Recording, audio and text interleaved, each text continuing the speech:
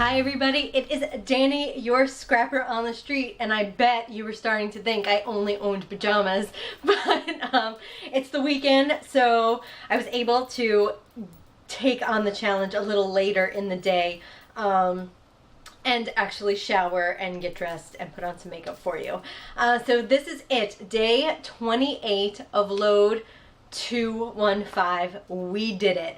We finished 28 layouts in 28 days. We've shared stories and friendships and inspiration and ideas and recipes and fun and frustrations and excitement, and it's been a tremendous journey, and I'm so glad you're all here and came over to share it with me. I know Lane works very hard to get all the prompts together and get this group of amazing people together, and I'm glad to be a part of that, to just share in all of that excitement and hard work that goes into all of this by all of us, by Lane, by her team, and by all of us who participate and give it our best shot. And by participating and giving our best shot, I mean regardless of how many layouts you completed this load. So please don't feel like I'm only talking to those of you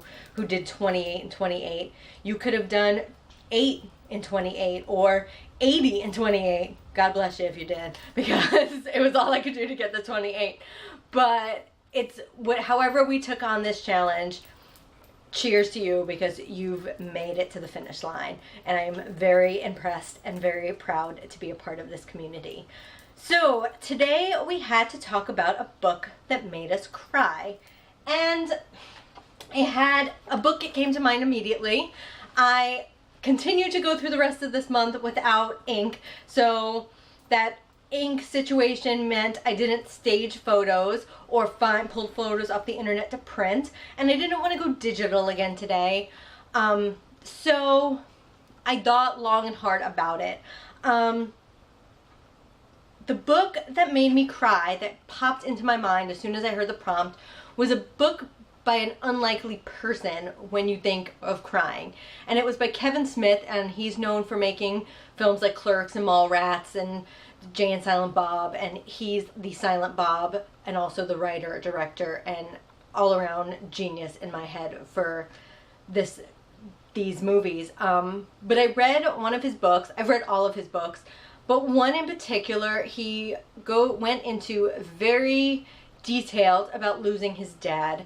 And I remember sitting on a plane. It was at Christmas time. I was sitting on a plane going from Orlando to Ohio to see my parents, and I was sobbing uncontrollably. And my ex-husband, my husband at the time, turned to me and was like, I thought you were reading a Kevin Smith book. What is happening over there? And it was just so moving. And I remember getting off the plane and hugging my dad extra tight, and it really just spoke to me. So I took this picture from my wedding, oddly enough, of me and my dad together, and I talked about the book and what it meant, and a little bit about my relationship with my dad. We're super close, and this page acts as a reminder to hug our loved ones a little bit tighter, because you never know what tomorrow holds. So that is my story, that is my layout. It's something that would never have gotten told if I wasn't inspired by a book that made me cry, and now it's captured. I used some Heidi Swapp paper just to back it. I used a Heidi Swapp wood veneer that I inked with Worn Lipstick Distress ink. I cut out some distress flowers, they're Tim Holtz, and then I punched some butterflies from using a Martha Stewart punch. I inked them, and then the rest of it I kept very simple, and I'm super pleased with how this layout turned out. And there you have it, 28 layouts, 28 days. But please, please, please come back and visit me. I may be done with Load, but I'm not done by any stretch, and I will be back. I'll be going through my Year in Disney album and adding pages and projects to that. I'll be talking about scrapbooking your running or exercise routine, so I'm going to get into that. I'm going to have some mini albums, then I'm going to put together, I'm going to continue my little Binder of Me album, so please come back and visit me to see that. And it's going to be fantastic. So I will see you all real soon. Have a great day, everybody, and I will see you in March. Bye.